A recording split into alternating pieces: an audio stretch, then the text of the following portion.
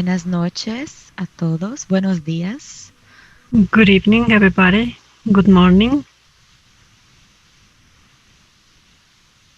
Empezaremos con algunas instrucciones rápidamente. We will begin this session giving you some instructions. This session will have the option of interpretation services. You can choose the audio channel for the language of your choice by clicking on interpretation and then your language option.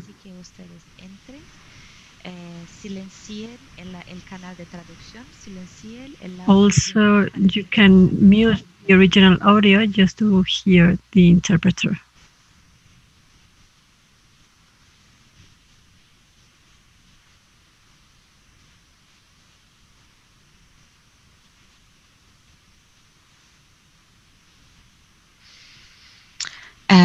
La conferencia de HIV 2020 ofrece... The HIV 2020 online sessions offer a safe and neutral space for sharing of knowledge, experience, skills, and opinions in a mutually respectful manner.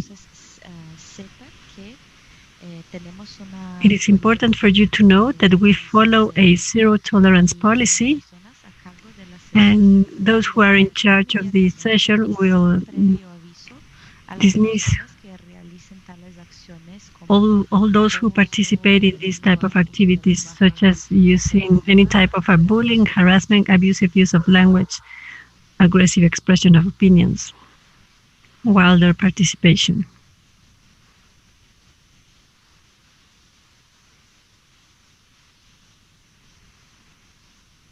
Okay. Verónica. Hola. Verónica, you have the microphone. Sí. Hello. Hola, ¿qué tal? Bueno, un gusto poder estar aquí. Hello. I'm so glad to be here. A little bit nervous. And sometimes you get nervous when it is presential sessions, and sometimes within this technology, it's also complicated. Thank you to all the hosts guiding us so we can run this session today. The main objective of this session is to create this exchange of different experiences as well as opinions, and being able to identify this marginalization, criminalization, vulnerability, and violence that women who use substances in Latin America and the Caribbean face, as well as on the prevention services, HIV care services, the harm reduction responses for those psychoactive substances users, and also to exchange skills and to get to know about these resiliences that we've been obtaining. Also to analyze women's perspective and the scope of this gender perspective within the policies and the programs. Also to define these collective activities in order to identify public policies for harm reduction issues, as well as on reduction and prevention of HIV, STIs, and so on. And finally, we will try to carry out and to set a position as a woman belonging to the input, and we'll speak about the intersectionality within the networks within the other networks that join us in this session. Now I would like to give the microphone to my colleague Angelica from the Input and Redumex network. So she introduces herself, and we can share with everybody a video that some of our colleagues, women, did from this region. Good afternoon. Thank you for joining us to this session. This is just a session to give this visualization for those who are facing prevention and treatment for HIV and AIDS. So I want to share with you a video where different women from different areas of the region share their testimonial with regards on the situation on how they face stigma and discrimination and how they see this harm reduction perspective within these campaigns. So just give me 1 second.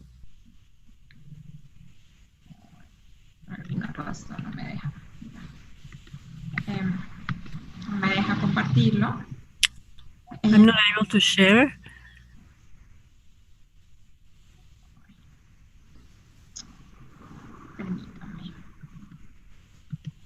Permítame un momento, no sé por qué no puedo. Give me 1 second. I don't know why I cannot share the screen.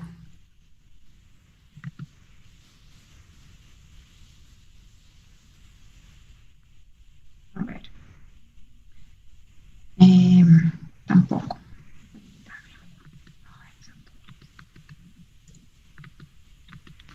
¿Que el sistema te está diciendo algo? No, no me aparece, no me aparece en la pantalla el video que lo tengo abierto. I cannot see the video in the screen. I have the video open, but I cannot see it.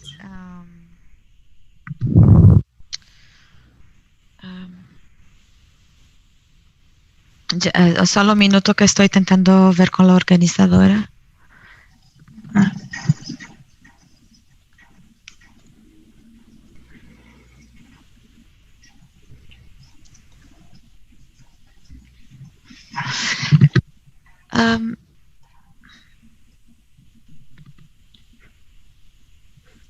¿Tú puedes ver la opción compartir pantalla? Sí, puedo ver la opción compartir pantalla, pero cuando abro, digamos, no me deja. Cuando quiero ver lo que tengo en mi pantalla, para no compartir. That I cannot select what I want to choose to share. I cannot see it. Is your video open? Yes. Llena o estás minimizado el video? Is the video minimized or not? No, it's open. Rachel, do you have the video with you? ¿Podemos pedir a Rachel que comparta, Verónica? Can we ask Rachel to share the video? Compartirlo. ¿Tú puedes? Can you share the video? ¿Tú tienes la opción? Sí. Sí.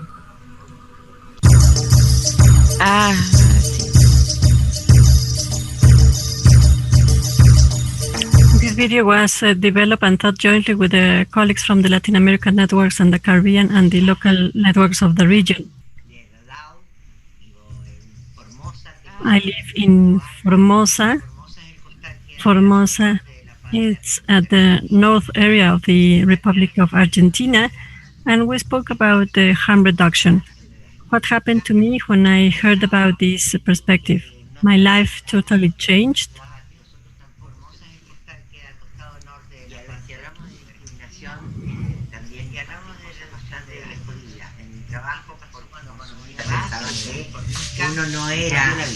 And I found out that it was completely different.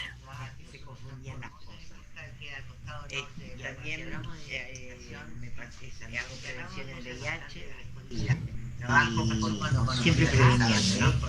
Uno no era, la prevención del VIH también es una cosa, entonces hay que cuidarnos en todos y en todo. There's a problem with the audio, we cannot listen properly.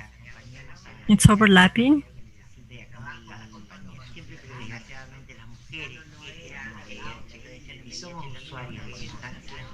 Tenemos el doble de discriminación, no somos creíbles, todavía no pasa nada. It seems that there's an overlapping with the video and the audio is not audible. It cannot be translated.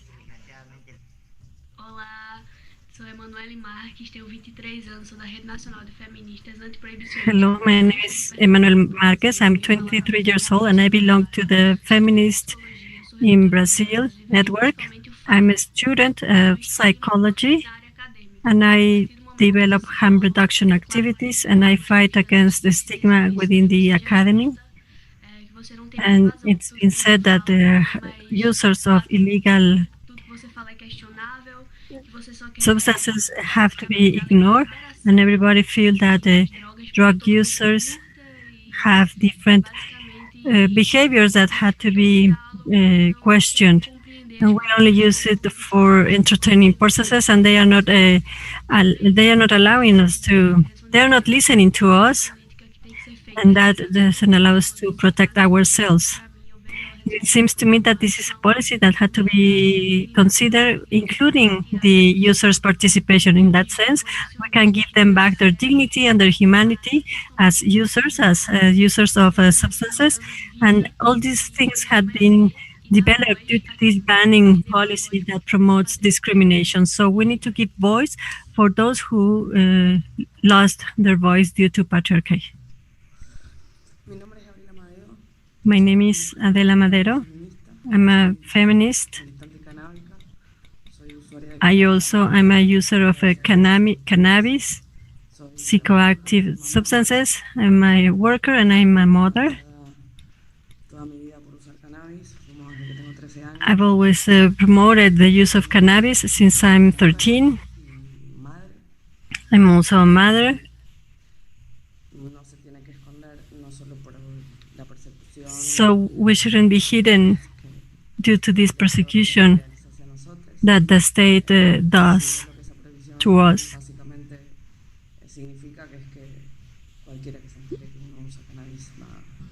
Basically, that means that whoever gets to know that we consume, we might represent a danger.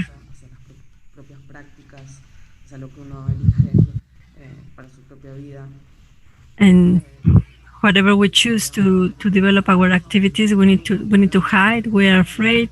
We need to hide also our identity.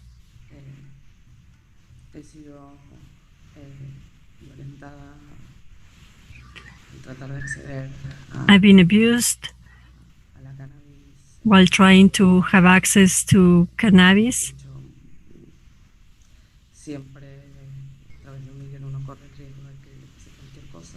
You always face the risk of something like happened to you, mainly also because of being a woman.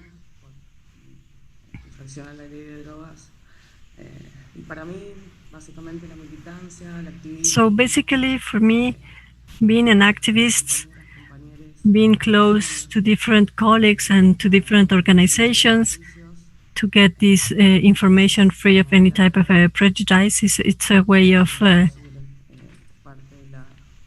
reducing this violence that we are facing within these protectionism policies.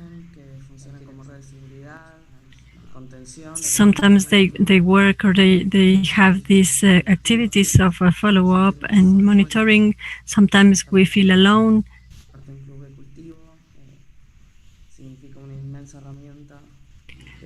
It is a great tool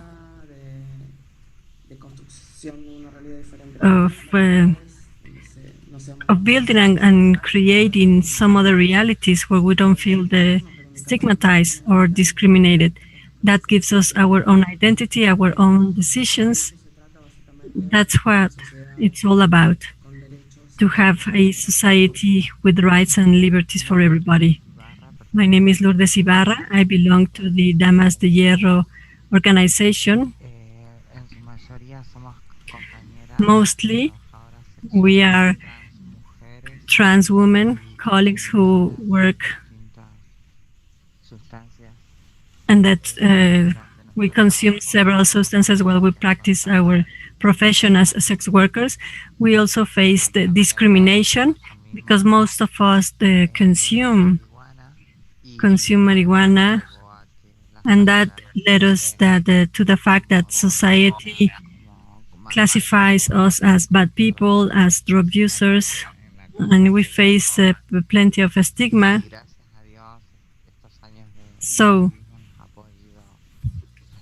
I'm so grateful because thanks to all this activism that we have developed, we've been able to change the image that society has about us.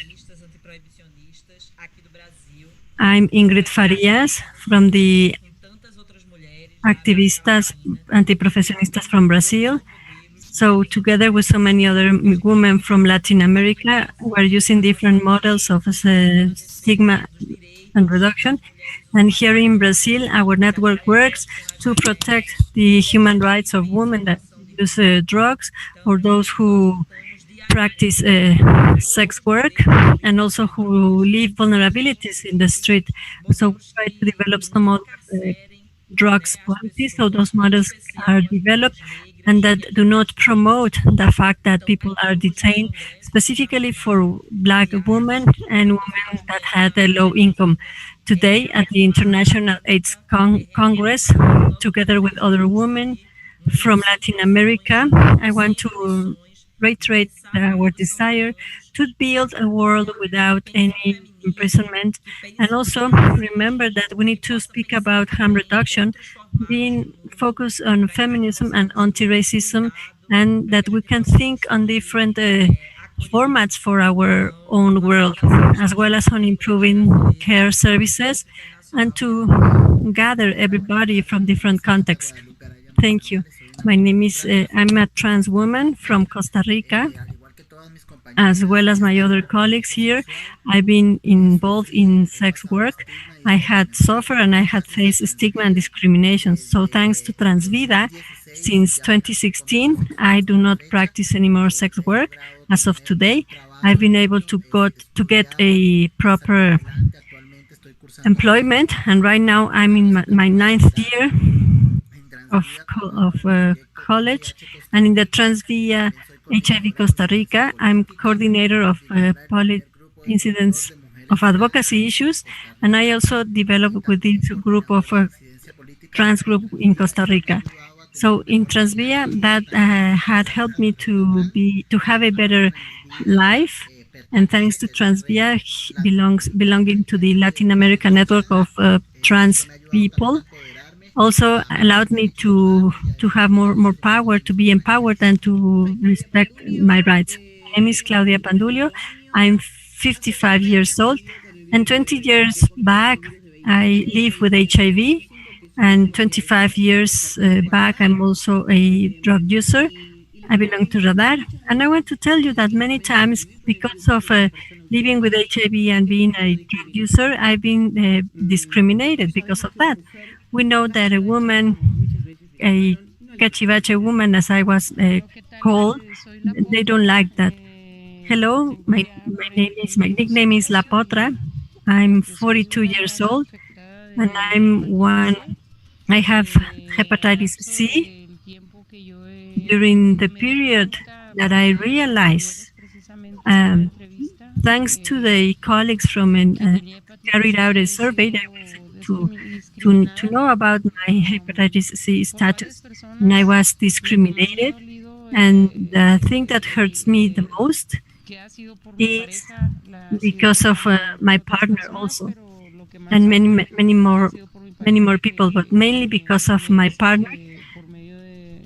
Because, well, I was told that through sex intercourse I can infect him, so I don't think I'm not. It hurts me because I don't think that I'm worth as a woman. But despite this fact that I have it, I don't have the social security services, and I know that also in the Seguro Popular, I cannot get the treatment. I'm aware of the fact that maybe I can get cancer, or I might have any other disease like liver cirrhosis. There's this constant fear within myself, within my mind, because I know in advance that I have it. Unfortunately, I haven't stopped being a user. I still keep on consuming. The only thing that hurts me the most is that throughout this time, I haven't been able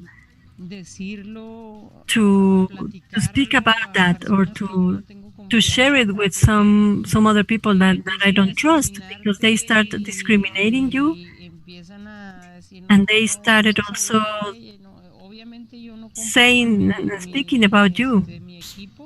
So of course I do not share all my equipment, not only for my own well-being, but also from the well-being of the others. And mainly also because I can catch any other disease. So I hope I can get my treatment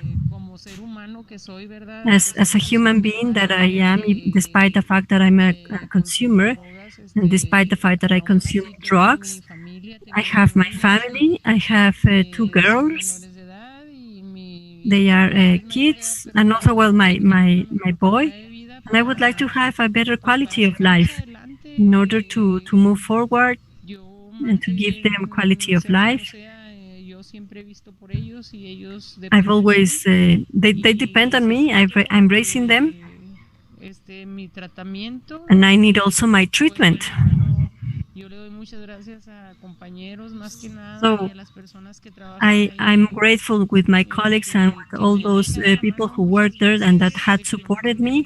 Many times they had supported me economically speaking, as well as with different types of kids. And because of that, I was aware of the fact that I had hepatitis C.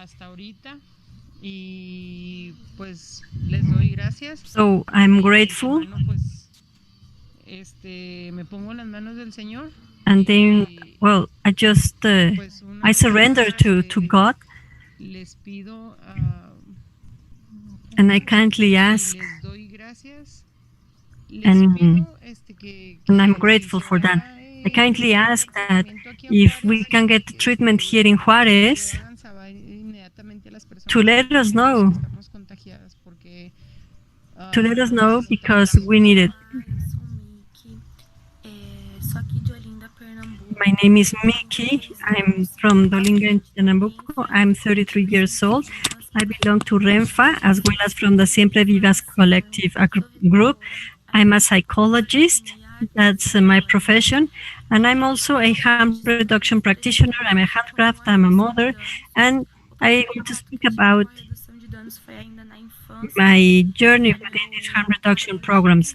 My first contact was during my childhood because my adoptive father abused from alcohol, and when he reached the house, frequently during his periods of the abuse of alcohol, confused the door of the fridge with the door of the bathroom, and then he just peed in front of the fridge. So what we did is just to change the place of the fridge. Another strategy that I applied during all my childhood was to turn on the cigarette with the hand instead of using my voice, my mouth. Sorry. So that started. That avoided me to start smoking. That didn't prevent to start thinking. At 21, I was abused because of using different products and by consuming tobacco and marijuana. So doctors always told me that all these damages were caused by cigarettes because I used to smoke while pregnant, and that I put the life of my kid at risk while smoking when I was pregnant. Afterwards, then I had an embolia, and because of those consequences, now I need to take medication just to stop smoking and for depression purposes. Different medications for being able to sleep and also to relieve muscle pain and for migraine.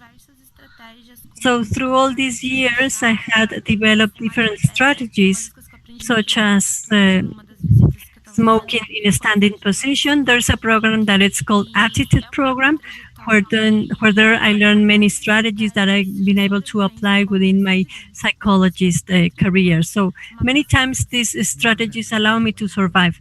My name is, I'm 30 years old. I live with HIV. I live in the province of Buenos Aires. Stigma, discrimination, and violence have always been present in my life, just because of the fact of being travesti and living with HIV and being a drug user. I've been called different names, and the state have also been. There's no presence of the government in such a way that in a very early age I started practicing prostitution. So today, thanks to this companionship and follow-up, and thanks to my parents, I've been able to have a more dignified life. And harm reduction programs had allowed me to control the use and abuse of substances. Now I can consider myself as a responsible consumer.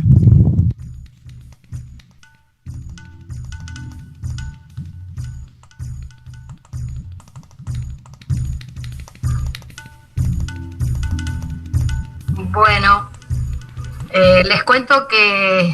So, let me tell you that long time ago we started in order to create this video, and maybe from our own perspectives and having this empowerment and being able to work together in these harm reduction programs and also working together with some other women in order to do that. And in my specific case, it was very difficult. It was very difficult to give a face and being able to send or to convey a message.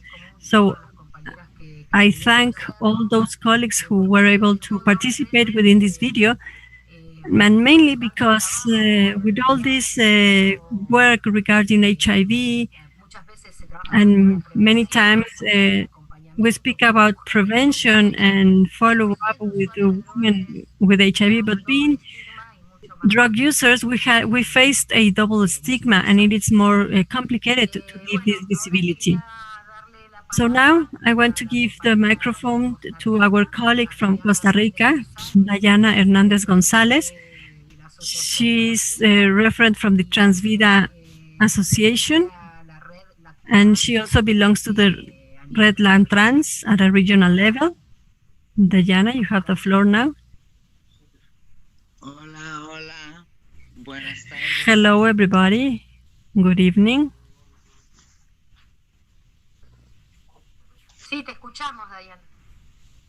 Un gustazo participar con ustedes de esta actividad y bueno, it is a great pleasure to participate in within this session and also to speak about the use of substances within the different regions, as well as on how to promote the topic that countries might adopt this model on harm reduction. And maybe not to eliminate, but also to reduce the topic of abstinence.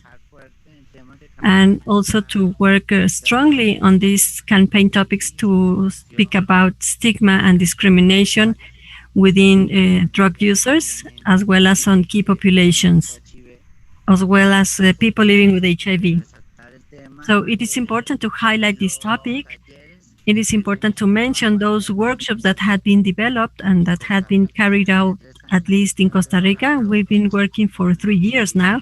We've been working with this harm reduction model.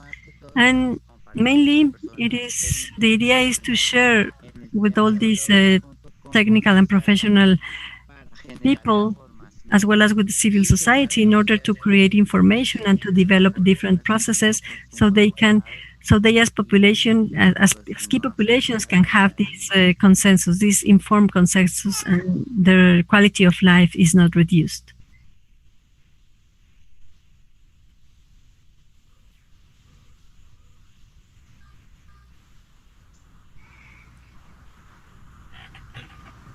Dayana, ¿estás ahí?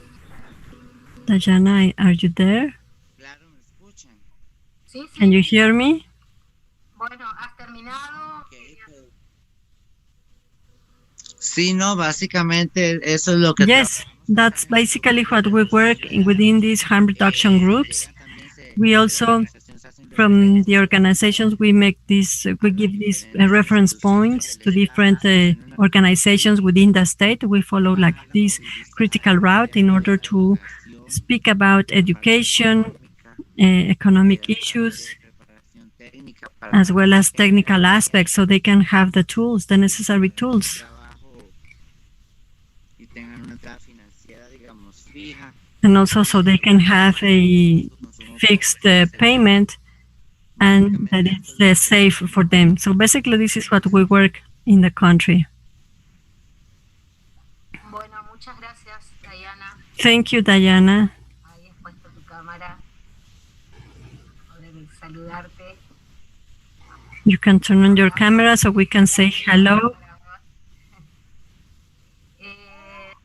Bueno, si está lista Zulema o So Angélica. if Zulema or Angelica, if they are ready, do you have the presentation? Yo tengo en el listado Ingrid, pero si quieres. Yes. I can show Zulema's presentation. Pues déjame ver si ahora sí puedo compartir.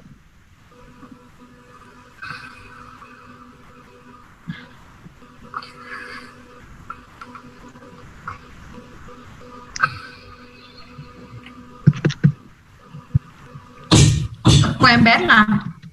Can you see the presentation? Si lo podés Listo. abrir, sí, pero se ve. Listo, Zule, te Bueno, escuchamos. Zulema Guadalupe Ramírez. Zulema Guadalupe Ramírez belongs to the Programa Compañeros organization from Ciudad Juárez, and she also works together with Redumex from Mexico, the Mexican Network of Harm Reduction. Zulema, you have the microphone. ¿Me presento? Sí, querida. Yes. So my name is Zulema. I'm health promoter De Juárez. here in Juárez. Y aquí les voy a presentar Now mi presentación. I will show my presentation. Aquí las condiciones de las mujeres que consumen drogas. These are the conditions of women who consume drugs and they practice sex work, and then they are private of their freedom. They are imprisoned. Si quieres, tú me dices cuándo te paso las láminas. Ok, está ¿sí? muy bien. Para que no te... Ok, sí, gracias. Aquí Sule, I can help you showing the slides. Yes, thank you. So here you can see an image of those women who consume substances who are just collecting the syringes that they are using because they are not shared. Next slide, please.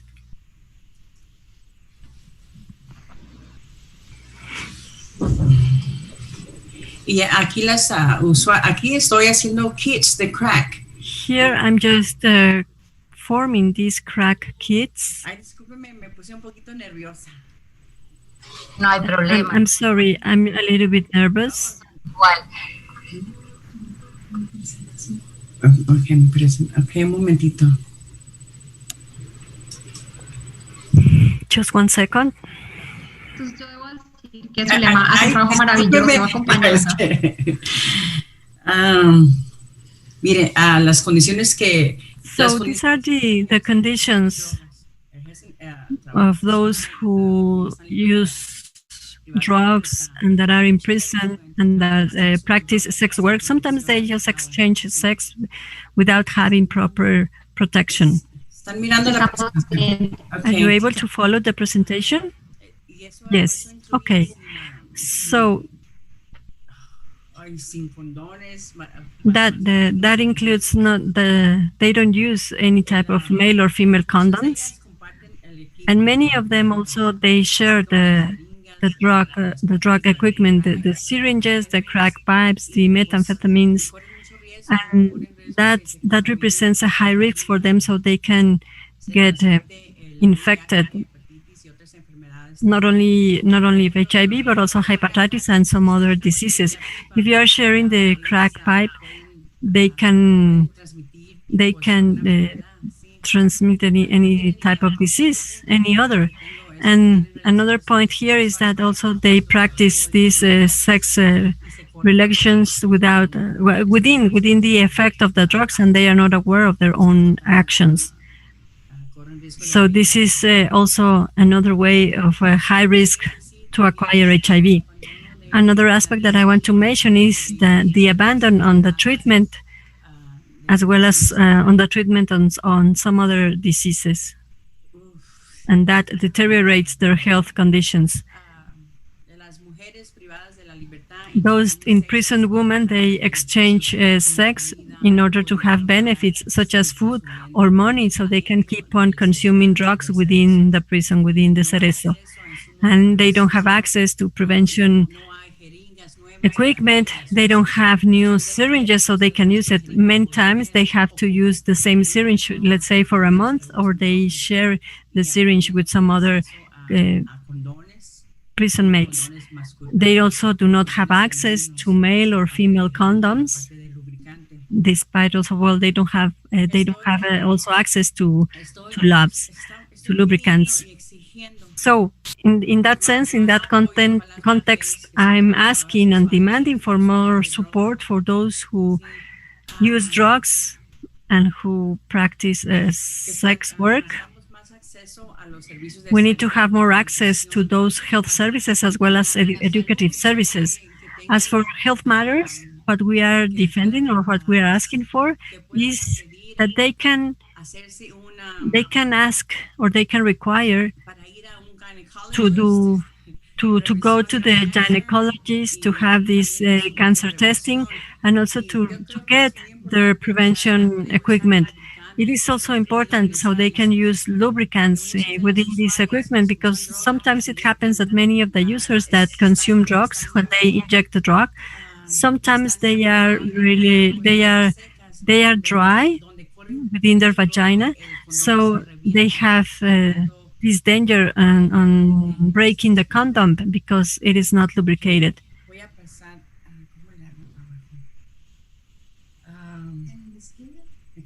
Okay, un momentito, por favor. Sí. Just give me 1 second. Let me help you.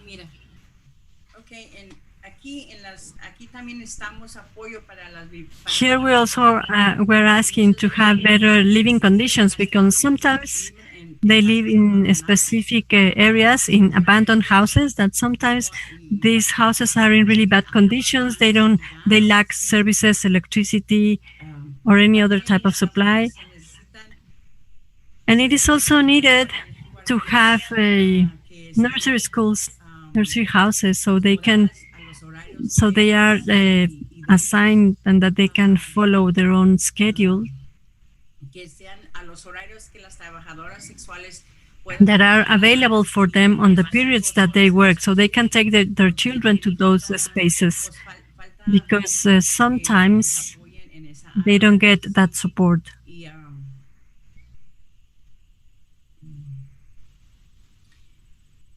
Okay, un momentito.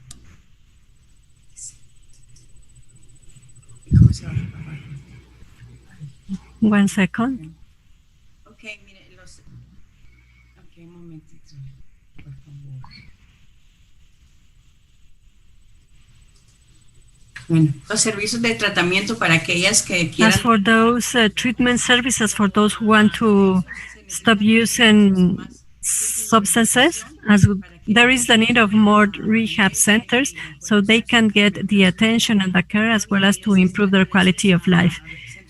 Within those rehab centers, they also need to have services that they can take their own children there, because many times they are afraid on the fact that they should leave their children with a relative or with a stranger or somebody else that can support them on taking care of their children, because the thing is that they don't have access to that service. So we need more treatments. We need more treatments, including nursery services that are available for them within these in-prison centers. As I already spoke about nursery houses, the idea is that they adapt their scheduling times to their working activities. We also ask for more scholarships so they can develop themselves and they can learn their own skills, so they can learn and live better. We also need to have programs free of stigma and discrimination. We need to have a treatment of equality, because many times women, they are just consuming, or sometimes they have these overdoses and they are not receiving any type of support. But if we see a man that gets this overdoses, even their mom comes and helps them. So we as women, we need to be independent and we need to provide this health and care on our own. Sorry, I'm a little bit nervous, but I'm doing my best here. So we also need to have a system that guarantees us that we are protected, so we are taken care better, because many times we feel discriminated from the own police services and from the health services. Here you can see one picture where I am there as a health promoter and I was discriminated by the public security officers. That day, we run different HIV testing within the community. That there was a project there, and the police officers, they just reached me they only reached me, even though there were some other colleagues in that area that they were also working with them, and they only reached me, and they only stigmatized me. They abused me, and my human rights were abused. So I don't know if you can see the picture.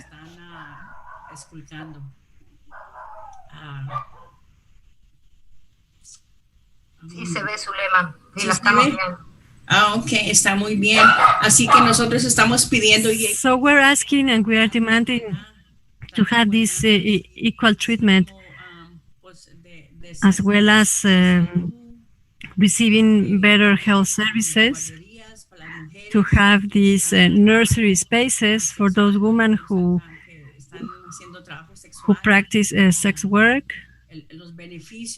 and to get these living benefits,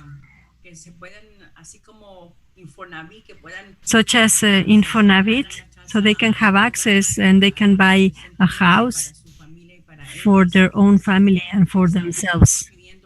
So we're asking and we are demanding that. These are the rights that we are asking. So what does women need to empower themselves? The idea is to have these harm reduction workshops, prevention workshops, as well as training workshops, so they can learn better how to take care of themselves and how to become better moms.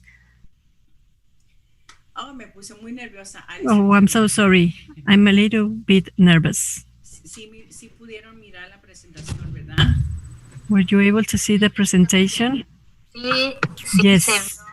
Sí, todo, la verdad, impresionante tu trabajo. Yes, it's impressive, your work, as well as the other colleagues. Thank you. Sometimes we lack resources. That year, for instance, we have those projects that showed our work. Those projects were reduced. But we need more resources in order to develop prevention activities mainly with women, because as myself, as a woman, I was discriminated in the past just because of being a drug user and also for practicing sex work. I was beaten, I was tortured, and I was abused in my human rights. So if some other colleague, or there are so many more that live in the streets, or that they live within this fear of being abused or being discriminated, that a police officer just reach them and ask them to give them whatever they have within themselves. Otherwise, they will take them to the imprisonment centers. That's how it happens every day. Every day there's a woman that complains about the officers, the police officers, because if you don't give the money, if you don't give whatever you bring with yourselves, they are living with this fear that they might plant this drug in them, and that they can take them to these, that they are taken to the prisons just because of that, or just because they are drug users. Sometimes when we are sharing the syringes with them, they are afraid of getting those syringes, because if we give them in these packages or in kits, and sometimes we give them just the syringes alone.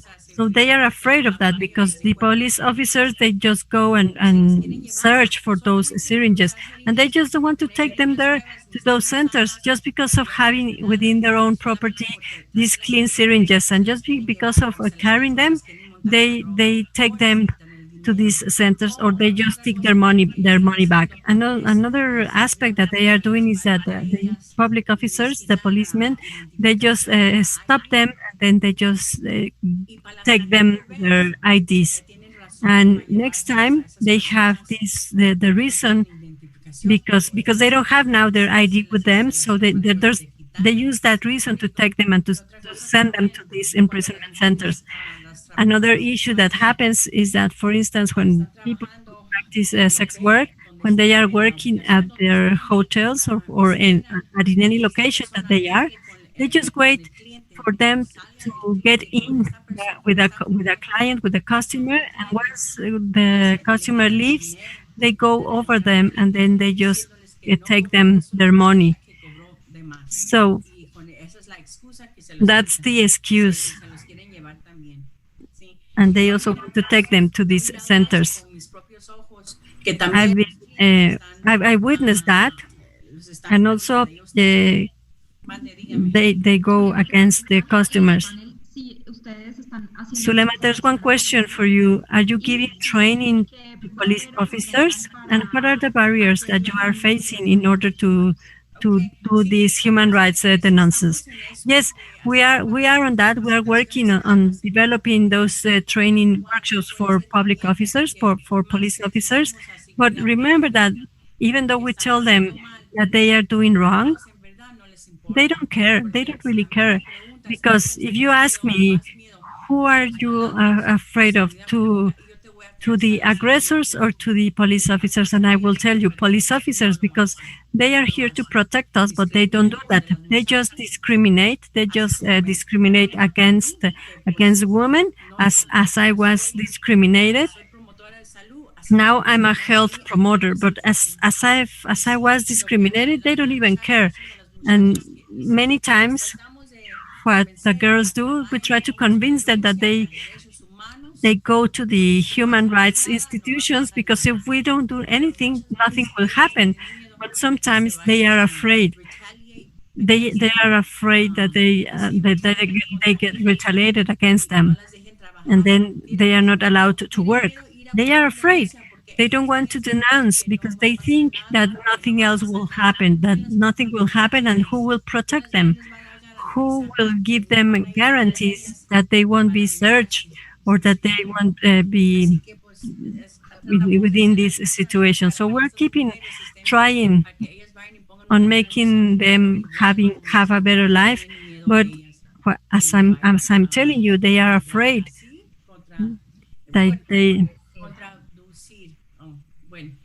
Discúlpeme, es un poquito Spanglish. I'm sorry about my Spanglish. You should have done your presentation in English because we have interpreters so well. Thank you very much for your Spanish. So I hope you were able to understand me. Sorry, this is my first time. It was excellent, Zulema. The idea was to give this visibility towards violence and these constant human rights violations, which sometimes these are factors that limit the access of women in Mexico, mainly in the north border, to have access to HIV treatment and these supplies, and thinking about HIV beyond HIV. So thank you very much, Zulema. Now we give the microphone to Veronica. No, now we give the floor to Ingrid from Brazil. She's an educator, harm reduction activist, and she's also from the Nordeste Observer and from the School of Harm Reduction, activist from the National Network of Feminist Anti-Banning Issues, and from the Latin American Network of People Who Consume Drugs. Nice to have you here, Ingrid. The microphone is yours.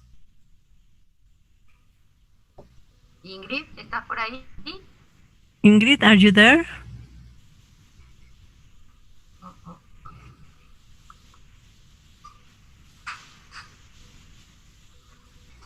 No sé si se habrá salido o estás. It seems that Ingrid is not there in the session. Si no, seguimos con Verónica. Ingrid, ¿estás? Let's move on then with Verónica. Ingrid, are you there? Creo que salió, no la encuentro entre los It paneles. seems that Ingrid is not there. I cannot see her within the panelists. We can move on with Verónica Yepes Aguirre.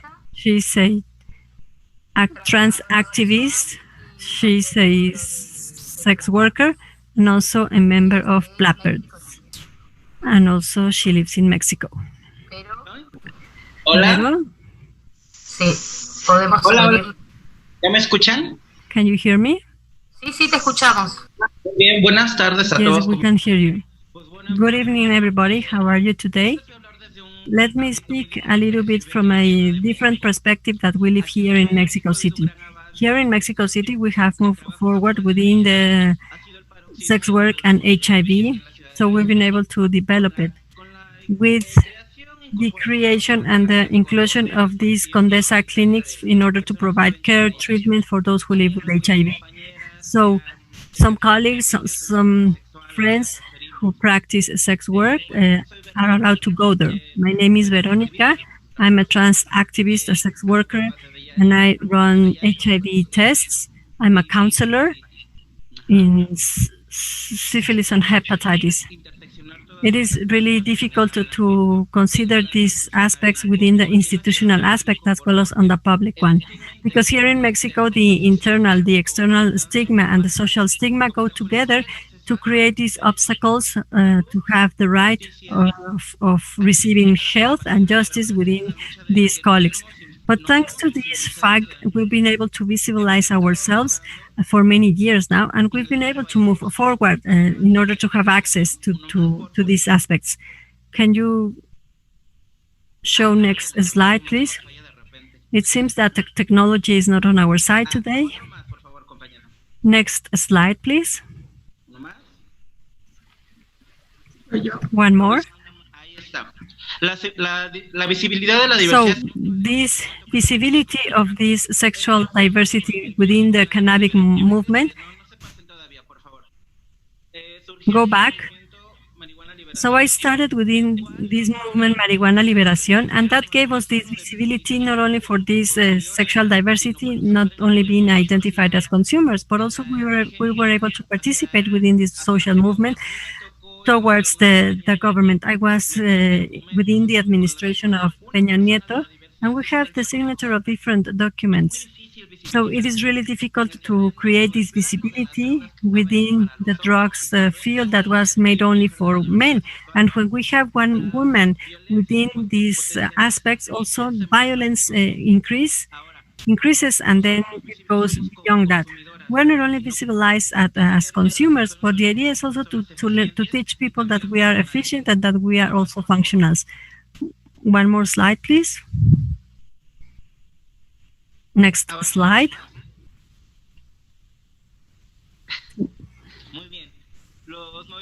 So, only one. Oh, ¿quién maneja esto tan horrible? No, atrás, compañeras. Ahí, por favor, ahí.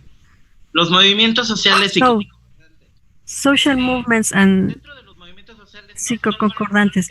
Within these social movements, I came from this student movement, from the campesino, and also from the Mexican cannabis movement. So there, I started stating the basis, and we also give this visibility that we should include also sexual diversity, because not only heterosexual people consume drugs. We as intersexuals have been also in contact with these psychoactive drugs, and mainly trans community, and we have had these places within this distribution places. I mean, this is not something to be proud of, but we've been in contact with that. As for sex workers, before going out and also being able to work, we go together with we consume these substances in order to tackle with all these situations that we are facing. Also within your family, for instance, they are the ones that are aggressive with you. They are the ones that isolated you first, and they are the ones that do not respect you first. One more, please. That's good. We need to get this to be dignified.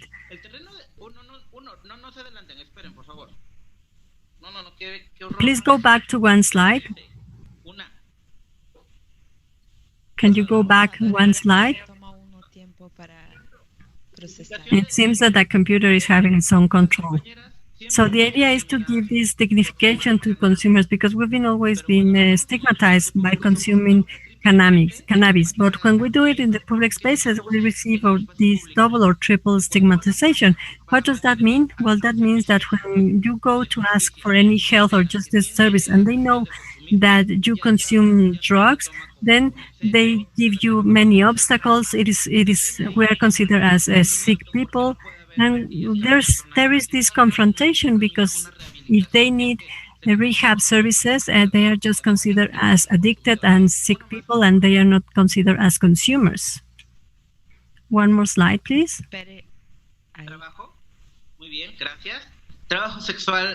Sex work and this cannabis movement. How can we have this intersectionality within these two topics? I reiterate here that we didn't have this visibility as part of the movement, but now we consider ourselves as part of it, because we are visible consumers. We are consumers that need to be dignified. And within the whole work that I've developed in Mexico City, it's been working on the program Orquídea, which is developed for those who practice sex work. And within those activities, we have the path so they can get rehab, and that they are also drug consumers. I gave different trainings where we spoke about this dignification of sex work, as well as on the topics of drug substances of consumers. And the idea was to create this awareness, so we stop with this stigma, and so we can also fight with it, because this cannot be finished from one day to another. We need to change the narrative within the consumers. And how can we do that? By creating awareness campaigns and these scope strategies, so we can see and make visible that the fact that we consume drugs, we are functional persons, and we are not these perverse people that they might have in their idea, in their minds. One more slide, please. Sweet. I'm a facilitator of this program. I'm facilitator of the General Direction of Human Rights and Sexual Diversity in Mexico City.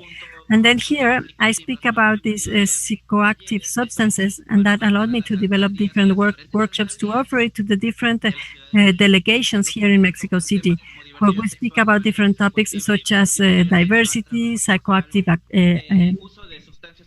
drugs, antiretrovirals, HIV, and many more. So this is a taboo topic, because many people that consume drugs, they don't follow their HIV treatment, because they believe that by putting together the psychoactive substances, that will make them be at a higher risk. So we need to get rid of this myth. So in that sense, I've supported myself from the Liverpool University, where they speak about the combination of different substances, antiretrovirals, as well as some other medications.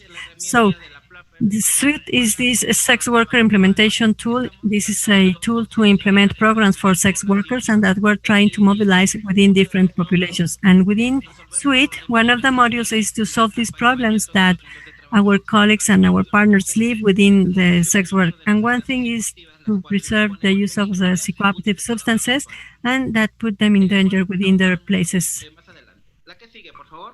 Next slide, please. One more. Thank you. So these psychoactive nights of sex work. So when I started working within these points, I started developing this community participative diagnosis, as well as the collection of different information and about the consumption that they have. They either consume crack or any other drug, but right now they are consuming crystal.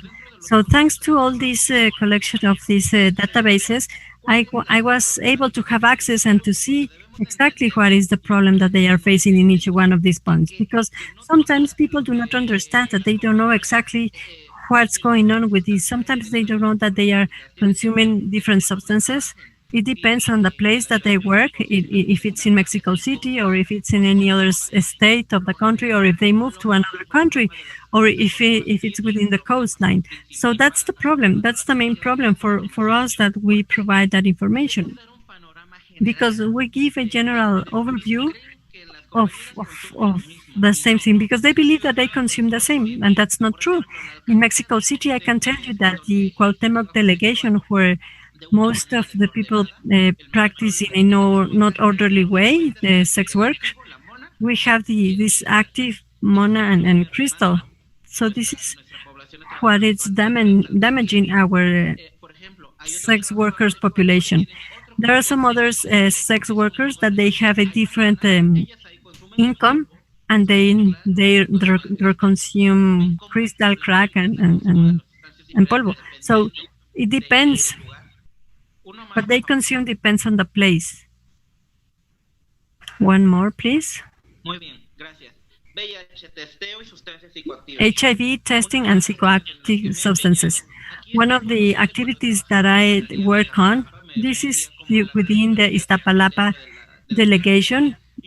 I was part of this delegation, and one of the visions that I had was to make the population understand that HIV and psychoactive substances are not in a battle. They are not in a war. So we can have a good adherence to the treatments.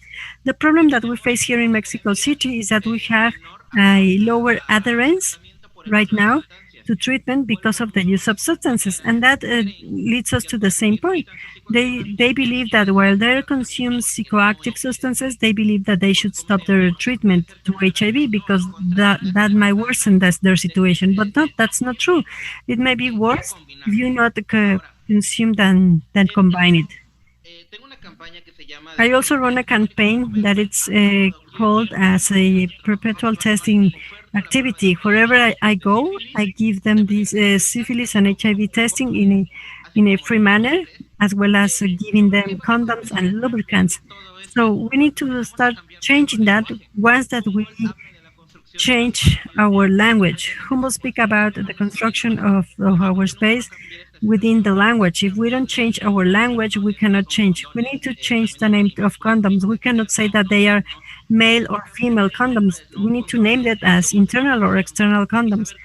And we no need to call them lubricants, but also these external supplies. So also because of the scope that we have is different regarding the population. Let's say the disabled community or indigenous communities, because they don't face these violent attacks, and that makes them face the situation in a different manner, and that doesn't allow us to have a better recovery. One more slide, please.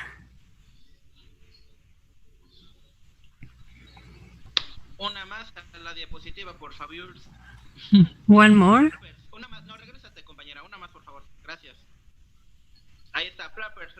Plappers, prevention, mental health, and cannabis.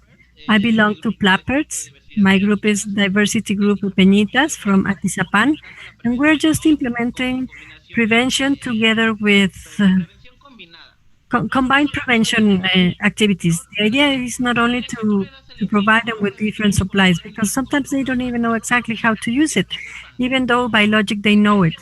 But we need to give the information about the supply. We need to let them know how they can reduce the risks within their activities areas. So another topic that we need to consider within all these problems, within these vulnerable communities, we have given them that tag. Speaking about mental health, right now with this COVID pandemic, we need to develop different strategies in order to fight mental health and also to work with it. And with that, what I mean, well, they are facing this reduction and these problems on mental health issues, and we are not taught to share or to live with alcohol or with tobacco. We haven't been able to learn about how to live with these substances. So we need to provide this education to the society before acting. Transversality and intersectionality. Many people speak about this as transversality and where these issues are intersection within the public spaces. We don't understand that we all belong to this public problem, and if we don't cooperate and we do not collaborate in order to give a solution, even though if there's a front that faces that situation in order to provide solutions, we won't be able to deal with that. We as individuals within a society, we should understand ourselves, and we should include sex workers. We should include also the drug consumers. Juan Pablo Garcia Vallejo, chronicle from the cannabis movement here in Mexico, states that before having this openness for substances, we need to cultivate, we need to educate society. So we as sex workers, we need to promote mental health within young people. We need to teach them how to use substances. In that sense, we can speak about intersectionality. There should be this intersectionality between generations. So young people can learn about how they can live with these substances, because we haven't received this type of education, and they need to learn also.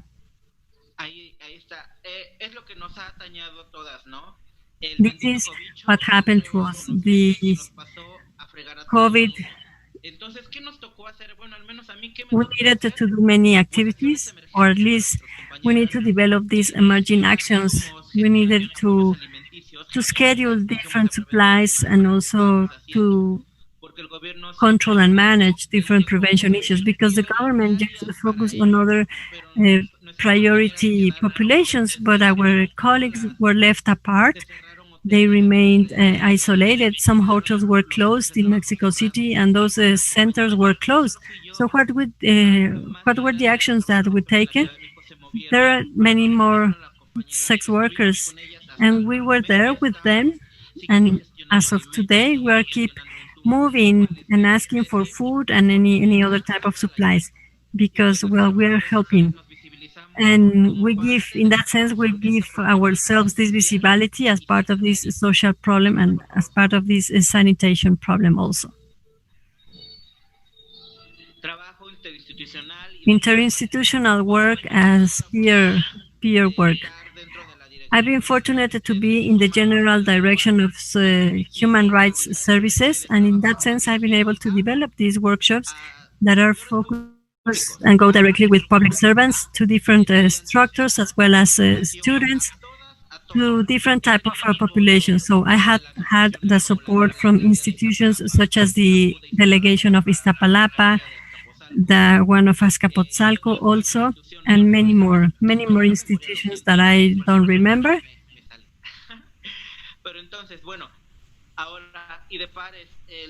Also, the peer work that we had helped us to be alive. But because without these activities, without this work, there's something that stops us. Let's say that there's one colleague that has this elaborated language. They cannot convey the message. They cannot give that information. So one advantage that we have is that I gave that information. We faced this language barrier, language problem, and then the idea was to make them receive the knowledge. So in that sense, we realized that it was an obstacle. So this has also been a very important activity that we had developed, because without it, we won't be able to provide the information to them. Because sometimes because they lack the wheel and they don't follow their treatments. Disruption as a listening method. Well, recently, I don't know if you saw me in the media that we were just there in the streets, closing some streets just as a demonstration. Because of all these feminicide and these trans assassinations that goes against this violence towards women, we went there to the justice centers in order to reclaim the assassination of our colleague Mireya from Plappers. Paciencia, Vero, que estamos en vivo. Claro. Be patient, Vero. No, ustedes síganle, compañeros. Yo aquí hablando. Entonces tuvimos que hacer ese acto que para muchos we needed to do that action. Some people might consider it as a violent act, but the idea is that we need to highlight the situation that these colleagues suffered, because sometimes they don't do, nothing is done. So we can speak about a person that consumes drugs and then is just found out in a hotel that has been assassinated, but just because of the fact that they find within her any small piece of drug, I mean, that shouldn't be possible. We need to stop with this stigma that relies on us. And what's the method that we should follow? Well, we need to create this listening method. We need to be disruptive within public spaces, and we will keep on doing that until we get, until we are dignified, until we have our own place, not to be treated as delicate people, no, but because we are also subject of getting our own rights respected. And this goes beyond a biological aspect. This is a social issue, and we need to understand that we decide to consume psychoactive substances. That's our autonomy, and that's our own right. Without psychoactive autonomy, there is no autonomy. Without psychoactive autonomy, there is no autonomy as such.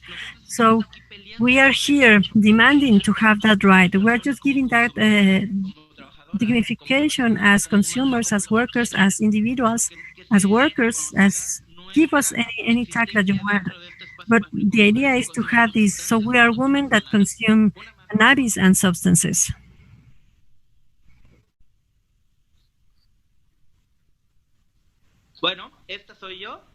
This is me, a trans activist, sex worker, public servant, and consumer of psychoactive substances. Veronica Yepes Aguirre from Mexico City. I'm a joint facilitator of the General Human Rights Commission and Civiso. We are here working on behalf of our colleagues. We are here in all the things that are related with sex work, the use of substances, and women.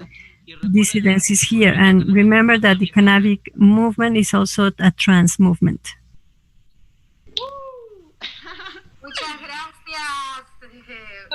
Thank you. Here we are. Genial, genial. Aplauso para la compañera. Genial. Genial. Excellent presentation. Unfortunately, Ingrid had a connection problem, so now we give the floor to Catalina Castillo. She is from Argentina. She is a member of the Bonaerense Network of People with HIV from Zona Oeste. And she's also our reference in the country, in Argentina, of this Latin American movement and from the Caribbean of Positive Women. So you have the microphone, Katy. Welcome. Hola, buenas noches. Hello, good evening. That was a great presentation. Thank you, Vero. Now I will speak about the invisibility, but I need to close my video, otherwise you won't be able to listen me. ¿Se me escucha bien ahí, compañeras? Sí. Can you hear me better? Yes. Bien. Mujeres con VIH, sustancias y alcohol. Women with HIV, substances and alcohol. Invisible vulnerabilities. That's the title of my presentation. Who helps me by showing the slides? Thank you. So let me tell you a little bit about the context. In Argentina, it is estimated that there are 139,000 people living with HIV. 70% of them, they don't know about their diagnosis. 83% know about their diagnosis. 59,000 people with HIV follow these antiretroviral treatments within the public subsystem of health as of December 2019. The ratio male-female in HIV diagnosis from 2016-2018 was from 2 male and 1 woman. So you can see, according to the epidemiological newsletter, the transmission for sharing this material for injectable drugs, the prevalence is from 4 to 7%, and this is really low. In males, it represents a 0.8%, and in women, it is even lower, 0.2%. But if we speak about some other substances, such as alcohol, what would be the prevalence for these aspects? We don't know. Next slide. Women living with HIV. According to information from UNAIDS 2019, there are 46,000 women with HIV in Argentina. According to this epidemiological bulletin, we are nearly 40,000. Who speak about them within all this age life and with all this their own diversities? Why they speak about and they only take care of women within their active sexual period? Or who are the women that currently are really getting infected, and how many we are in reality? Who know about our needs, how they're going to respond if they don't even know how many we are? Because the transmission, it's still being the same in a 97% by sex relationships.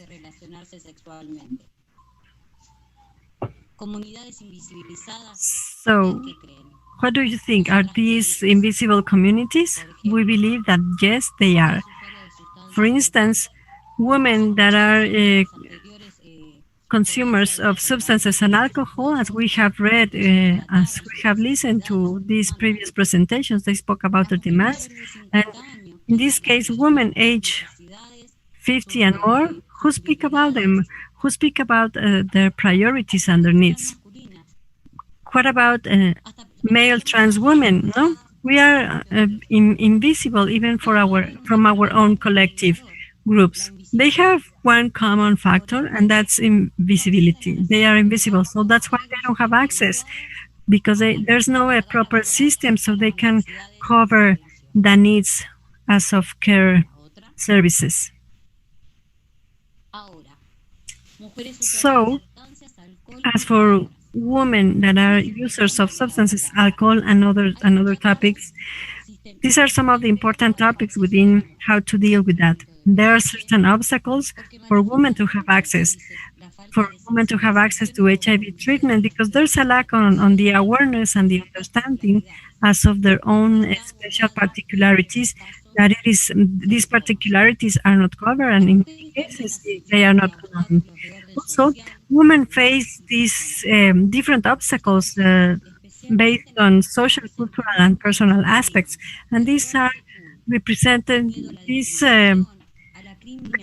represent this strong feeling of stigmatization, blame, fear to be discriminated and criminalized. They also have the lack of support from their partners, and as we have heard within all these presentations, the reality is not different in Argentina or in the provinces.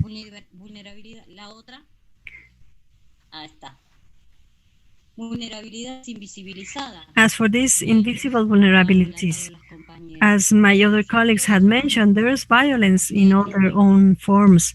Let's say obstetric violence, institutional violence, labor violence, intrafamily gender violence.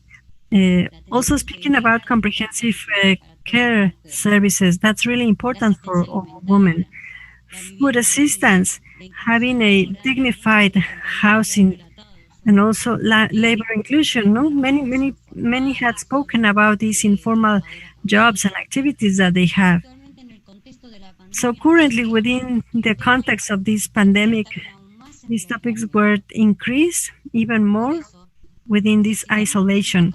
So that's why we need these public policies that are guided or that are focused to different aspects, such as training and creating this awareness of these health professionals on primary attention and some other care spaces, such as social development and other areas.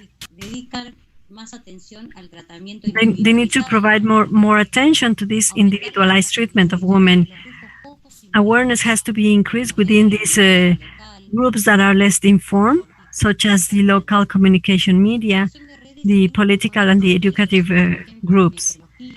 It is also needed to create networks and liaisons with other services, for instance, with gynecologists, and for those who have like this approach for women living with HIV, for those who use substances and alcohols, as well as for women older than 50 years. It is also important to respect the private life as for these traumatic experiences that are related with these abuses. It is also important to center the attention within the relationship within their family members, and also to reestablish these relationships. So in order for that to happen, we need the states to be committed and to also include our agenda. But we also need to work within this collective of women living with HIV. We need to work with the populations that are invisible, even in our own collective organization. Because as our colleagues had already mentioned, and as they had already shown, even though within our own collective centers we face that.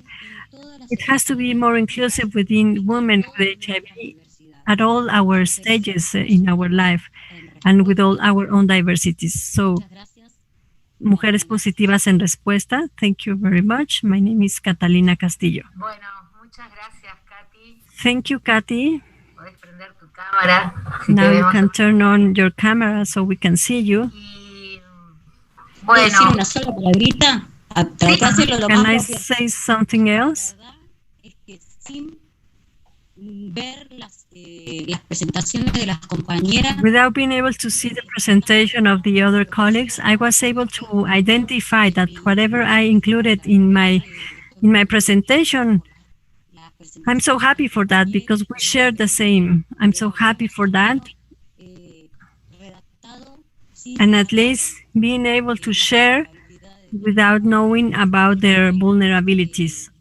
I can say that there is connection, and that I can say that together we can work together and we can move forward to give this empowerment for everybody. Thank you. Thank you, Katy. Perdón, y justamente, digamos, la idea es poder visibilizar. Yes, the idea is also to give this visibility on how we share those same challenges within all the regions, from the north, Mexico, as of to the south in Argentina and Brazil. So thank you very much. Now also I would like to thank the people who are reaching us through Facebook and who they are sending their questions. We value that they listen to us and they share their time with us also. So thank you very much. Now it's your turn, Veronica. Yes, we just wanted to add, I'm so grateful to Zulema,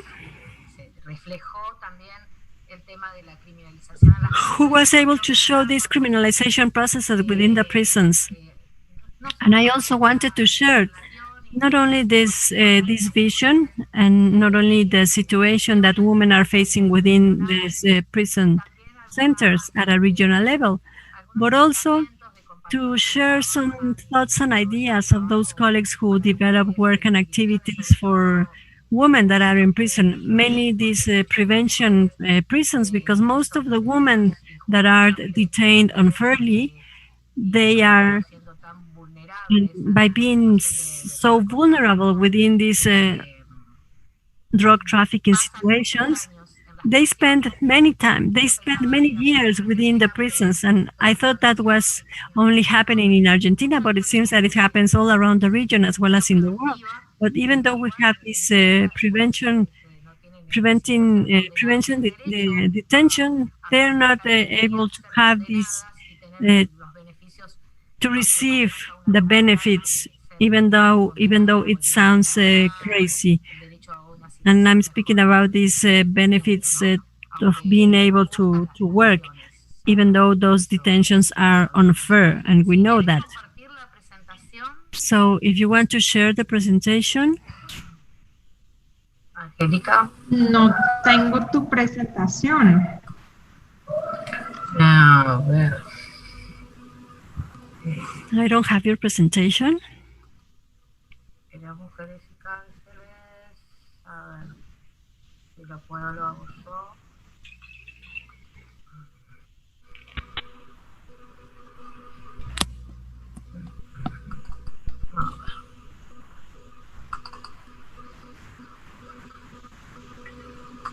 Ahí va, esa era.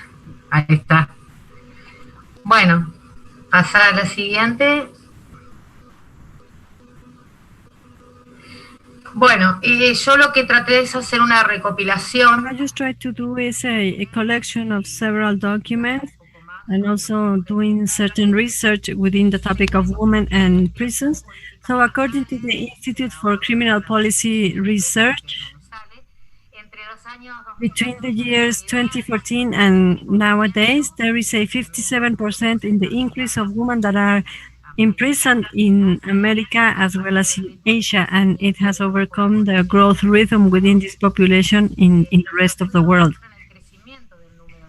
The studies show the growth on the number of those women that are detained because of those crimes related with drugs within the region, which it is even higher compared with men that have this progressive hardening on these drugs laws. From a gender perspective, those collateral effects are evident. The consequence of the use of prisons can be shown not only in the way on how the life of these women are affected, but also it can be shown on the effects on their families, on their children and dependents that are socially not protected.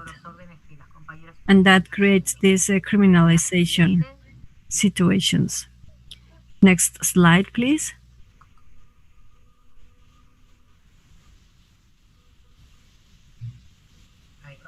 Me están diciendo que sea paciente. Sí. They are just asking me to be patient.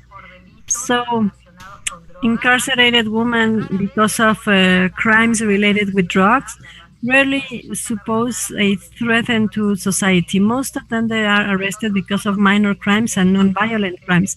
For us, these minor crimes are considered the sale. Sometimes it is used as a survival instrument. Familias múltiples, tal vez ya su pareja o no tienen, el hombre se fue o el hombre. Or sometimes because they don't have this family, or sometimes because their male partners are also arrested. And sometimes we're speaking about non-violent acts in Argentina, Bolivia, Ecuador, Guatemala, Mexico, Panama, Paraguay, and Uruguay. More than half of incarcerated women were not sentenced, and most of them, they live in these detention centers for several years in this situation of preventive prisons.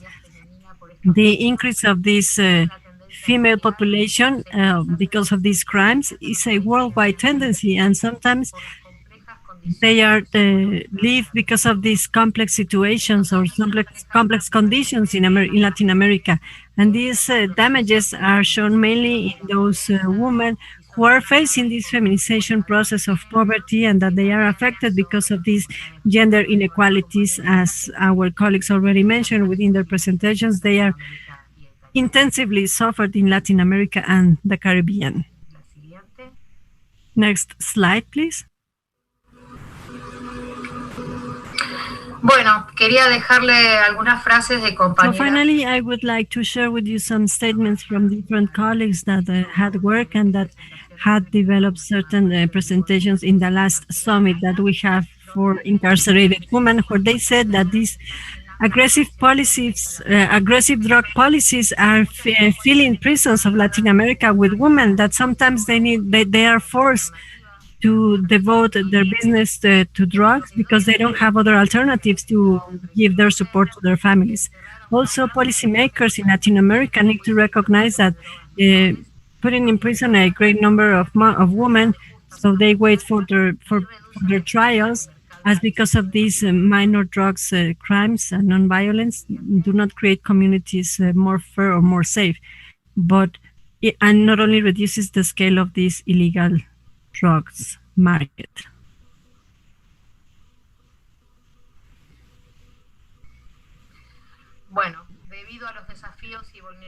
And due to these challenges and vulnerabilities that are linked with our gender identity, those trans women that are in prison are found in a higher risk of experiencing these imprisonment conditions that are inhuman and unsafe.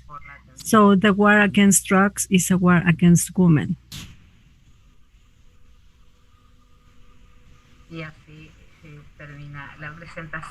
So with that, we finished this presentation. We were not able to include Ingrid. Are there any questions?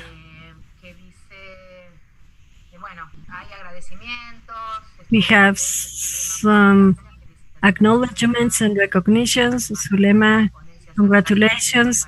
We need to have more presentations like that. I think that there is one question. Are you developing these trainings, workshops for police officers? I think that this question was already answered or was asked directly to Veronica. It says, have you developed training workshops to police officers in order to avoid that type of behavior so you as women are not stigmatized? There's another question here that says, how does drug policies affect the response towards HIV in Latin America? It seems to me that Veronica wants to speak. Yes, would you like to answer the question? Yes, sure. The first question, it's regarding the activities that we had done as for police officers or public security. I was able to participate within the Orquídeas program for those who practice sex work. So within that section, we were able to develop these training courses and awareness courses. And in that sense, they needed to treat people that consume psychoactive substances. Understanding the fact that, for instance, let's say, and I didn't tell you that here in Mexico City, we don't work in order to have this acknowledgement of sex work. No, it is already recognized by the labor law as a non-wage labor. So in that sense, we have a legal framework, and also people who practice sex work and that are drug consumers face this problem. So we train them so they can know exactly how to deal with them. So let's say, for instance, if they go to this bureaucratic to develop any procedure, that even though if they are under this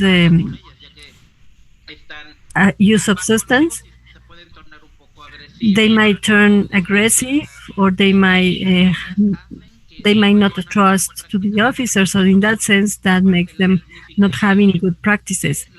Also, to dignify the colleagues of drug consumption for those who work within these centers. So that's what we have done at a local level in Mexico City. And this is because I'm a public servant as well as a sex worker and a drug consumer. Thank you very much, Veronica. Angelica, would you like to answer the question that states, how does drug policies affect the response to HIV in Latin America? So yes, I can answer that. I can say that since the epidemic started, we haven't thought about that important question, because we can say that everybody, all those presentations spoke about how these criminalizations of all of us who use substances make us hide and also to develop these high risk activities because we are persecuted and because we are persecuted just for having this supply. So if we think about these regulating models, that we might think that we might have better responses. In the sense, the stigma that we have, we don't want them to take us our children, and sometimes we don't get these good health services, or sometimes we don't get the proper treatment. So of course there is a relationship between these drug policies and within this context of HIV.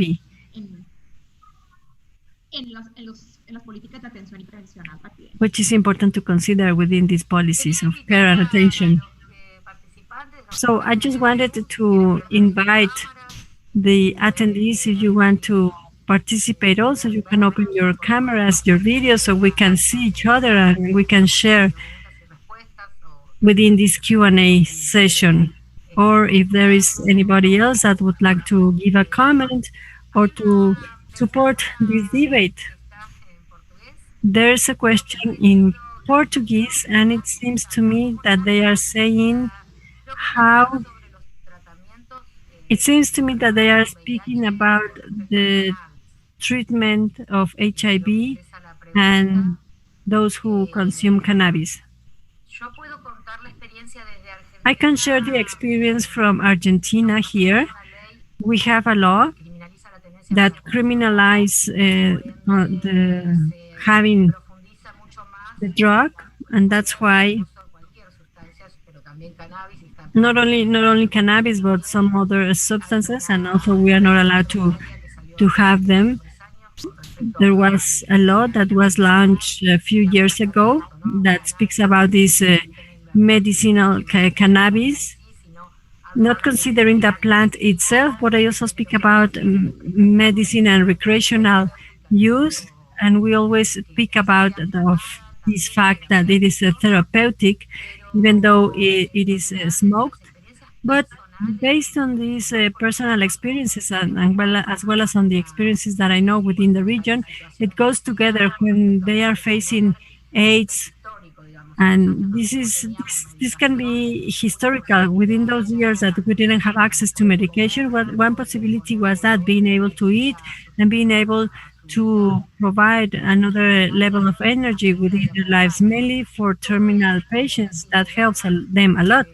Obviously, everything was done illegally, and sometimes they dare to sell it, they dare to prepare it and to sell it within the danger of having these higher fines. But we consider, yes, that cannabis goes together with HIV, and that could be considered a tool. Because HIV cannot be isolated.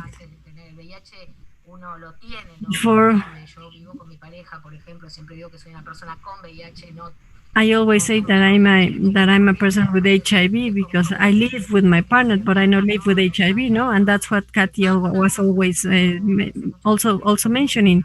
Sometimes we have an approach on young people or pregnant women, but what about the rest of the other people? You are aging and you face different problems and different hurts, and sometimes, of course, it goes together. And mainly with these medications, with the antiretrovirals for HIV. So I hope this is clear. In Mexico, in 2016, the use of medicinal cannabis was regulated. However, as of today, we don't have a regulation. So even though there is the permit to use medicinal cannabis, we don't have access to medication. So that's the type of barriers that we are facing. People do not have access to the necessary medication. Yes. And I think that based on Ernesto's question, it is also related with these social determinants that use this criminalization within the lack of access to health services. And many times also for work activities, but mainly health aspects. There are individuals or citizens that can be considered for of first or second level, because if we take our medication or we have this concern, should we leave the medication or should we stop consuming substances? And in many countries that happens. Let's say that there is the case of the offer of the supply of this medication, or if they don't have them, they choose to whom they should give it. And that's the way it is. We also can say that access is not universal, and there are many places that access is centralized. Let's say that there are these detention centers, but let's say that on the countryside or outside the big cities, they don't have attention, they don't have care. So I don't know, Katy, if you want to add something else. What are the situations that you are facing that maybe they need to lie that they don't consume drugs just to receive the care and the treatment? We have a request here that if all panelists can open your videos so everybody get to know you, we can see their beautiful faces. Zulema, Dai, can you open your videos? It seems that Zulema just left. Bueno, me parece, Katy, no se te escucha, tenés el micrófono apagado. Katy, we cannot hear you, your microphone is off. Sí, por ahí, cuando hablaba de esto, de la invisibilidad, también tenía que ver también con lo que nos costó poder conseguir. Yes, well, also having these visibility issues, being able to speak with people that can share their experiences. That was also an alert, because they were facing this invisibility and they were not able to share their experiences. So it took us a long time to create that video that is very beautiful. So those are colleagues that we really know, but it was really difficult for us to reach them. So it was difficult for us to reach these colleagues who were able to give their testimonials, because when we speak about how many we are, we don't have an estimate. So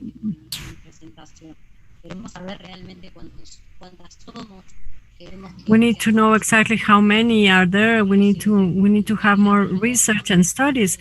In 2012, there was a study developed on the characterization in the last 2 years, and that was a great study. That was a great research. We were able to have the evidence that nearly 50% were women living with HIV, and they had received these violent abuses. So how can we identify the needs that we have or that they have? All women, no, from girls to the elderly, if we don't even know exactly how many we are. So, and that was that topic. I was remarking that mainly within the countryside locations, what are the rights and what are the places that they live, and what are those places that they need to go to receive their medical treatments. So that represents miles away from their places. And also, if we speak about those colleagues that are living and facing poverty situations, that they don't have these dignified housing services. So within this context that we are facing right now, this COVID pandemic, and within all these factors, we can speak about isolation. And for those who have less than 360 CD4s, they give more attention to COVID. So this is a different world that we are facing now. So the idea is being able to be visible within the state. We need to develop this work in order to know exactly how many we are, what are our needs, what is this comprehensive care services for women services, not within all their own characteristics and diversity. So this is a denounce that we all as women have together. Yes, I agree. From Landput had many years, and we were able to meet facing different barriers and difficulties, mainly because of this problem of invisibility, and also being able to be in charge and also to speak on our own behalf as users of substances. In different periods, we were able to meet, also in order to have resources, because sometimes we are not reliable, because it's not only the fact of being invisible, but sometimes they don't consider that we are reliable. And also sometimes it goes together with this topic of the lack of training. And also we spoke about the fact of the donors and the agencies. Sometimes it's very difficult to have the foundations and also being able to convey the message. Another obstacle that we face is the lack of the barrier language. We have two regions, and on one hand we have Portuguese, and on the other hand we have the Spanish language. But sometimes what we can do, sometimes we receive documents in English, and then they are translated, and then they want to apply them in a different region. I remember when harm reduction programs reach the Americas, or with the exception of some countries of Latin America and the Caribbean, that they still have these high levels of injectable consumers, it seems that drug users, injecting drug users, they already had reduced that consumption, but also we have some others, no? Some other consumptions appear, or they gave this nickname called Paco. So when they had Paco, so we always ask on having this legal regulation, because the regulation of the substances is there. The thing is that only a few have them.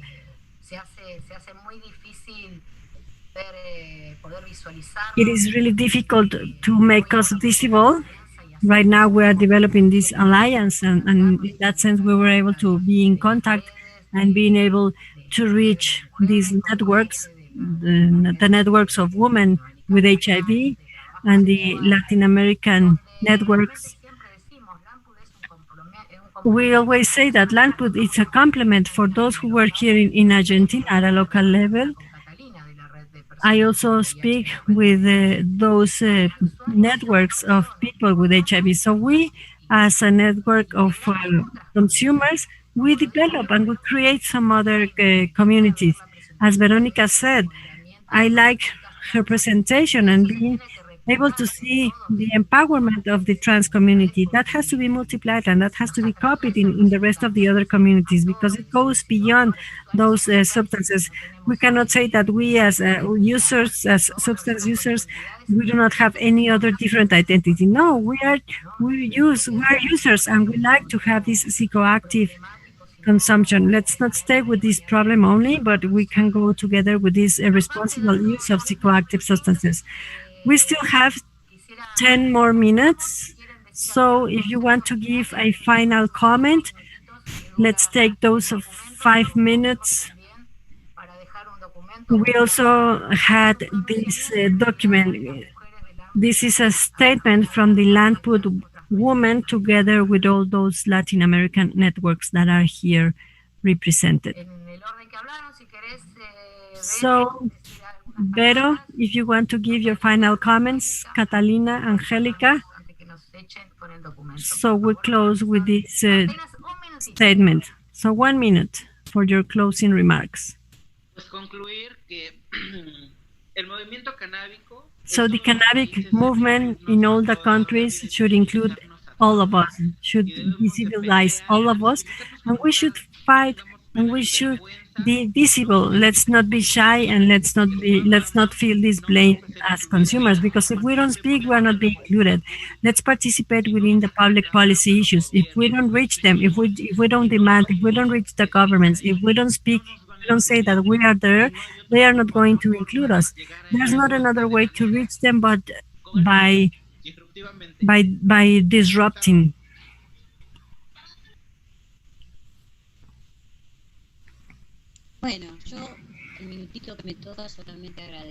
I just want to thank all my colleagues that gave me this possibility to work together with them. I was a little afraid, but by looking at you and being so positive with your presentations, I think that we are together. I think that we have the same synchronicity, we have the same will, we have the same desires, we have the same wish to work together and to articulate many activities jointly. So I also want to congratulate you, and I want to thank this for giving us this possibility to give this visibility to this topic. Hugs and kisses to everybody.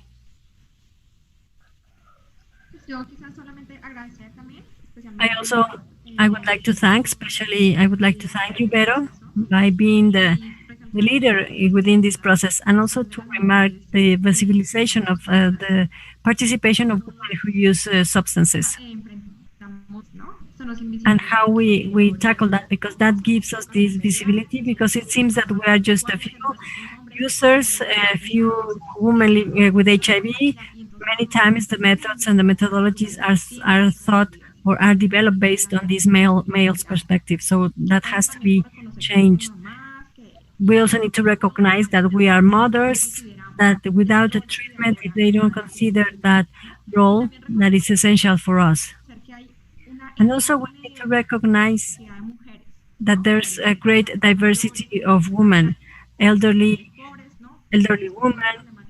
women, trans women that are facing this consumption. Let's not just think about one woman that is a mom, but we also need to speak about women who practice sex work, or we also need to refer to that. And even with that diversity, we face stigma and discrimination, as well as criminalization, and as well as social exclusion. And just to close, that we cannot get rid of HIV prevention and care services if we don't think about drug policies. The drug policies has to be included within the framework of HIV. Thank you very much. Thank you. There is a question that remained. They ask about HIV and COVID within the impact of the community. There were several campaigns that people can do abstinence, and then they stop consuming by being isolated, and they are just only based on this banning policy and handling our lives. As for the demands, basically, with those who were working in this volunteering project from the Americas together with the Latin American movement of women, we can say that nearly 80% of people are asking for food and medication, because people with HIV, if they have medication, they are well preserved because of taking antiretrovirals, so they are not facing COVID. So that's why they are asking more for medication in order to protect themselves. And finally, before we close the session, we wanted to show this final document. We wanted to give this statement, speaking about the fact that drug consumption, and they are not only a topic of health issues, but also of justice matters. It is because of these policies that they criminalize users of psychoactive substances. In reality, this is a fact of human rights. And in that sense, this is a political topic.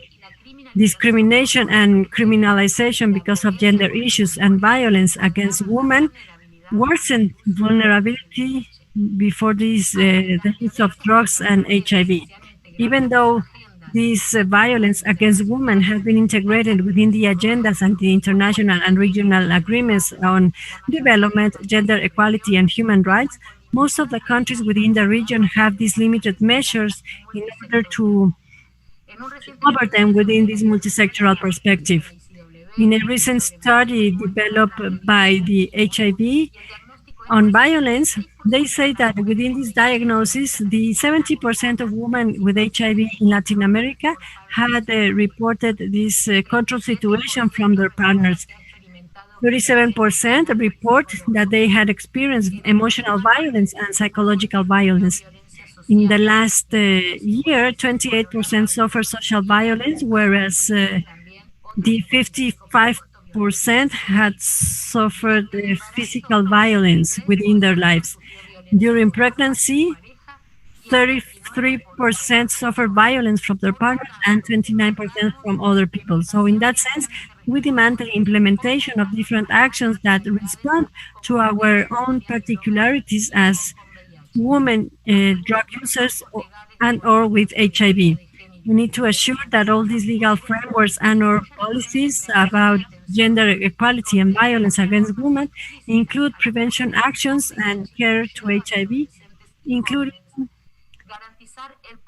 teenagers and young women. Also guaranteeing the full exercise of our sexual and reproductive rights, that states guarantee their resignation to this priority given by public services, to apply them in an effective manner, all those laws against any type of violence, to develop a legal framework that recognizes our sexual rights and reproductive, to strengthen these intersectional public policies that include these comprehensive coverage of HIV and violence against women, to integrate those programs and services of HIV and violence, reviewing all those guidelines and protocols, including this protection for women that use drugs and their own particularities, to run different national mechanisms that allow these denounces to these violations of human rights, as well as to have access to justice and to damage repair, that the United Nations programs in the region go together with these actions of women networks, of these networks from women who use drugs, to respect all the rights from those who practice their autonomy within their lives, including their sexualities, their identities, their bodies, their desires, their pleasures, from any type of discrimination and violence. Also, to carry out fully our human rights as well as reproductive rights, and to guarantee this autonomy at a corporal integrity and sovereignty level, and to confirm that the privacy of these, the non-divulgation, the HIV exposition that limit this practice. Also, to run different measures to reduce violence, stigma, and discrimination against women based on their sexual orientation, gender identity, gender expression, and sexual characteristics, and also to take legal actions to support these individuals. To strengthen those efforts in order to protect the rights of all women within the labor world, and to guarantee their labor conditions without any violence. And that's speaking about domestic workers, migrant workers, sex workers, with regards of their hours of work, their conditions, their health security, to promote access of health services for all of them, basically stopping with that stigma with the use of drugs and HIV. So, positive women in response. Mujeres positivas en respuesta.